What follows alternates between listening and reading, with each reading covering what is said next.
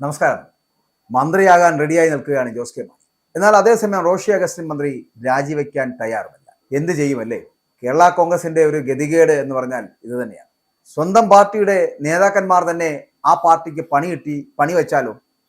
അതാണിപ്പോൾ കേരള കോൺഗ്രസ് എമ്മിന് പറ്റിയിരിക്കുന്നത്. എന്തുകൊണ്ടാണ് കേരള കോൺഗ്രസ് എം LDF വിടാം എന്നൊരു ധാരണയിലേക്ക് എത്തിച്ചേർന്നത്? സഭാ നേതൃത്വങ്ങൾ പലപ്പോഴും ഇത്തരത്തിലുള്ള പ്രാദേശിക പാർട്ടികളെ സമ്മർദ്ദത്തിലാക്കാറുണ്ട്, ഭീഷണിപ്പെടുത്താറുണ്ട്. ഇവിടെ തന്നെ സഭാ നേതൃത്വത്തിന്റെ സിനഡ് നടക്കുന്നു. സിനഡ് നടക്കുമ്പോൾ പ്രതിപക്ഷ നേതാവിനെ വിളിച്ചു വരുത്തി സംസാരിക്കുന്നു. കേരള കോൺഗ്രസ് എമ്മിനെ UDF എത്തിക്കുന്നത് സംബന്ധിച്ചുള്ള ചർച്ച നടക്കുന്നു. പക്ഷെ അവിടെയൊക്കെ ഈ സംഭവം പൊളിഞ്ഞു പോയത് എവിടെയാണെന്നറിയാമോ? ജോസ് കെ മാണിയുമായിട്ട് ചർച്ച നടത്തും മുമ്പ് പാലാ സീറ്റിന്റെ കാര്യത്തിൽ മാണി സി കാപ്പനുമായി ധാരണയിലെത്തുവാൻ കുഞ്ഞാലിക്കുട്ടി നടത്തിയ നീക്കമുണ്ടല്ലോ, ആ നീക്കമാണ് പൊളിഞ്ഞുപോയത്. കാപ്പൻ മോൻസ് ജോസഫിനെ വിവരം അറിയിച്ചതോടെ മാധ്യമങ്ങൾക്ക് ചർച്ചയുടെ കാര്യം ചോർത്തി വിവാദമാക്കി. ജോസിനെ UDF എത്തിക്കുവാൻ നടത്തിയ നീക്കം അങ്ങനെ ചാപിള്ളയായി മാറി എന്നുള്ളതാണ് യാഥാർത്ഥ്യം.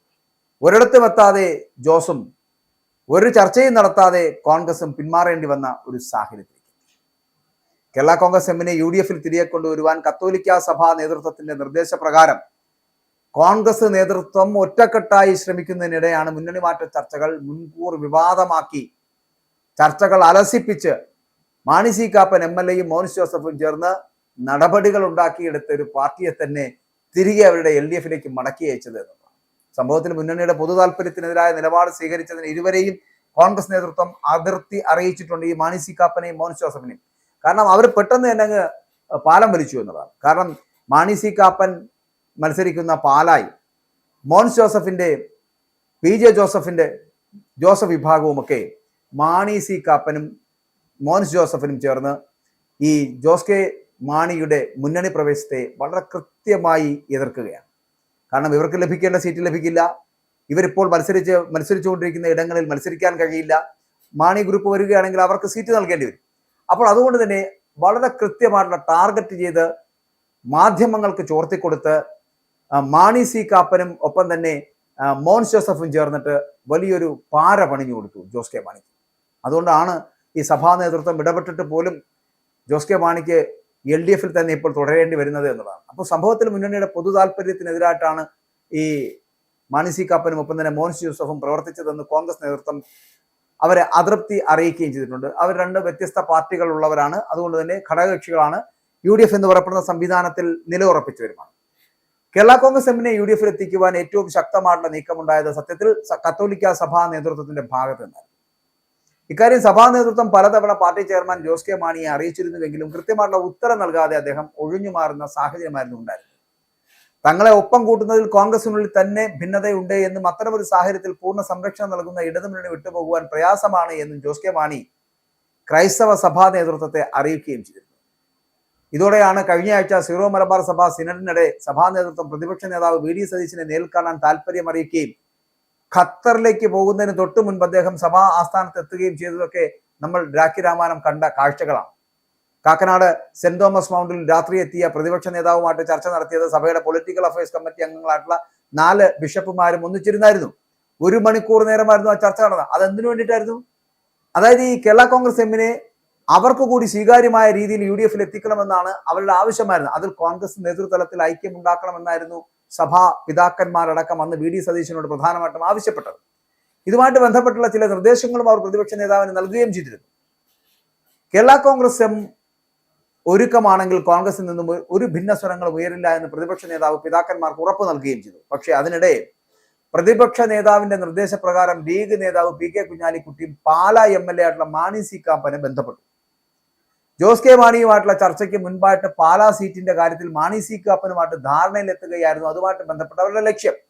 കാപ്പന് തിരുവമ്പാടി സീറ്റ് നൽകി വിജയിപ്പിച്ച് മന്ത്രിയാക്കാമെന്ന ഓഫറാണ് കുഞ്ഞാലിക്കുട്ടി കാപ്പന് നൽകിയത്. എന്നാൽ കുഞ്ഞാലിക്കുട്ടിയുമായിട്ടുള്ള ചർച്ചയിൽ എല്ലാ സഹകരണവും വാഗ്ദാനം ചെയ്ത കാപ്പൻ ഇക്കാര്യം മോൻസ് ജോസഫ് MLA-യുമായിട്ട് സംസാരിച്ച ശേഷമാണ് കാര്യങ്ങൾ തലകീഴായിട്ട് മറിഞ്ഞത് എന്നുള്ളതാണ്. അപ്പോൾ ഉടനടി തന്നെ തലസ്ഥാനത്തെ മുതിർന്ന മാധ്യമ പ്രവർത്തകരെ ബന്ധപ്പെട്ട് മോൻസ് ജോസ് കെ മാണിയും കൂട്ടരും ഉടൻ തന്നെ UDF എത്തുമെന്നുള്ള വിവരം അവർക്ക് കൈമാറുകയാണ്. അപ്പോൾ ഇതോടെ എന്ത് സംഭവിച്ചു? LDF സമരത്തിനിടെ ജോസ് കെ മാണി ദുബായിക്ക് പോയത് ഉൾപ്പെടെയുള്ള കാര്യങ്ങൾ ഇതുമായിട്ട് കൂട്ടിക്കെട്ടി വിവാദം കത്തിച്ചു നിർത്തുകയും ചെയ്തു. അപ്പോൾ അങ്ങനെ മുന്നണി മാറ്റം വലിയ വിവാദമായപ്പോൾ ചർച്ച ഉഴപ്പിപ്പോകുമെന്ന തന്ത്രമാണ് മോൻസ് പ്രയോഗിച്ചത്. അത് ഫലിക്കുകയും ചെയ്തു. സംഭവം പുറത്തായതോടുകൂടി എന്ത് സംഭവിച്ചു? CPM നേതൃത്വം ജാഗ്രതയോടുകൂടി ഇടപെട്ടു എന്നതാണ്. കോൺഗ്രസ് നേതൃത്വം വെട്ടിലുമായി, ഒരു ചർച്ചയ്ക്കുമില്ല എന്ന് ജോസ് കെ മാണി പരസ്യമായിട്ട് പറയുകയും ചെയ്തു. അപ്പോൾ ഇതോടുകൂടിയാണ് അവരുടെ തിരിച്ചുവരവ് മങ്ങിപ്പോയത് എന്നുള്ളതാണ്. പക്ഷെ സഭാ നേതൃത്വത്തിന് ഈ സംഭവ വികാസങ്ങൾ കടുത്ത അതൃപ്തിയാണുള്ളത്. ജോസ് കെ മാണിയുടെ പാർട്ടി മുന്നണിയിലെത്തിയാൽ തങ്ങളുടെ പ്രസക്തി നഷ്ടമാകുമെന്ന തിരിച്ചറിവാണ് മോൻസ് ജോസഫിനെ അലട്ടുന്നത്. അതായത് ഈ PJ ജോസഫ് വിഭാഗത്തിന് അലട്ടുന്ന ഏറ്റവും വലിയ പ്രശ്നം അതാണ്. അപ്പോൾ മുമ്പ് കേരള കോൺഗ്രസ് എമ്മിന് നൽകിയ പരിഗണനയും സീറ്റ് വിഹിതവും ഒറ്റയ്ക്ക് അനുഭവിക്കുന്നത് ജോസഫ് വിഭാഗമാണ്.